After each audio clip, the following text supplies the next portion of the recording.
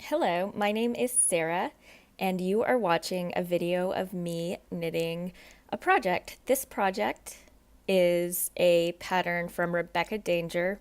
If you are like me and like to knit a lot of cool toys for babies and stuff, then you may be familiar with her. She's a designer. She does some badass like monsters for baby designs. I know it sounds weird to make monsters for babies, but that's just how I roll, man. Anyway, so the pattern's from Rebecca Danger, and the yarn is from Lion Brand. The line is called Mandala, I think, and this particular colorway is called Serpent. I thought it would like the pale yellow would be nice for a baby. The yarn's nice. I gotta say, Lion Brand yarn can be a little scratchy, and I don't prefer the feel of this one. And I noticed the other day that Knit Picks has very similar yarn. I don't know who had it first, Knit Picks or Lion Brand, but typically Knit Picks has nice and soft yarn. So all things being equal, I usually would choose Knit Picks over Lion Brand. Not that I don't like Lion Brand, because I love Lion Brand. Anyway, this is the second video recording, so I'm getting a little tired. The first one, I did it with a different app and I couldn't figure out how to add it to the video. Anyway, I would, so the thing with this yarn is that it has like different color variations, as you can see, like just different colors. And you do like huge chunks, and then it's kind of like it makes it look like if you do a blanket or a scarf or something, like you've used different yarn, but it's not. It's the same ball. Get it? Anyway, it's not good for toys because I used most of the yellow to knit the body of this monster, which is what I'm doing now. It's a really easy pattern. I love Rebecca Danger patterns because they look complicated, but they're really easy. This is just knitting, and then once you get towards the top, it's like some decreases, and then you turn it inside out and do the 3 needle bind off. Anyway, so I used most of the yellow for the body, and then when it came to do the arms and legs, I didn't have that much yellow left, and I wanted them to be uniform. So I had to be very judicious and very cautious about stopping the arm halfway through and saving the rest of the yellow. And then you'll see like when I'm doing the feet with the toes, it's like there's just a ton of ends. It's just a huge pain in my ass. Also, I made the body. I made an arm. No, I made the body.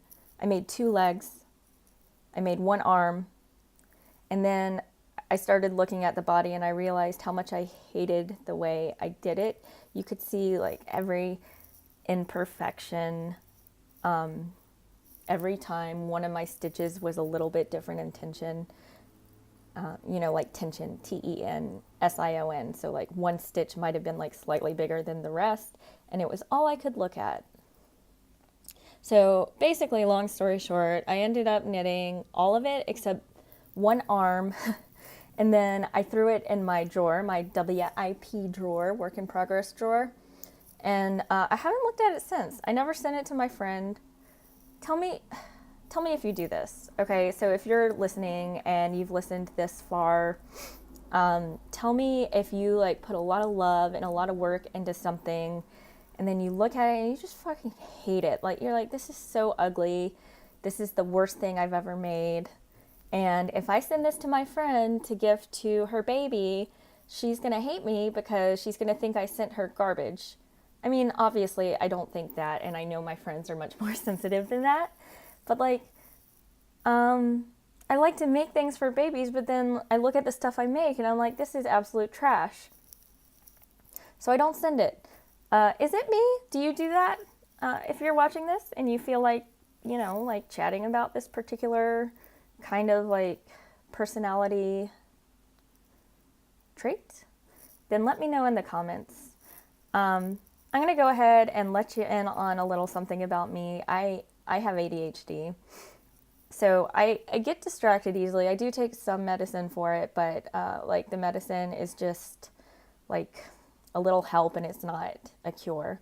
Anyway, oh, so here I am. I'm closing it up. I've already stuffed the video. I've put the safety eyes in. I sewed on the belly button. And I'm closing it up here.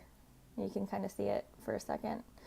I think I mentioned this is my first video, so I'm learning a lot of stuff. And I don't know if people like to watch time-lapse videos or if they like to watch it in real time, because like you can't really see what's happening. Like the time-lapse on the Apple phone is so fast that I feel like you can't really see what I'm doing. So I wonder if there's a way to slow it down or something. I mean, like just a tiny bit. Anyway, here I am making the feet. So you like make the little toes first. And that's kind of a pain in the ass because they're so small, but it's fast. You know, it's really fast. You like make the toes. Also with Rebecca Danger, she put like double pointed needles in the pattern, and I prefer circulars. So it's kind of a pain in the ass to like take it off the circular, put it on the stitch holder, pick it back up in just the right way. Anyway, that's just me kind of remembering it as I'm watching it. I also made this all in one day, which is like, if you're anything like me, you'll get really into a project and not want to put it down. And then by the end of it, you kind of hate it. Like, you just really hate it. And I think I was just so focused on finishing it that I wasn't really enjoying the ride. And that's something that in my life I'm trying to really do. So just instead of focusing on having a finished object, which is, you know, stuff that I want. Like I have a tendency, I think it's human. I don't think it's ADHD related, but I have a tendency to start something like a big ambitious project. And then I get so focused on like just how long it's going to take me that I put it away and I don't pick it back up. And I have a drawer full of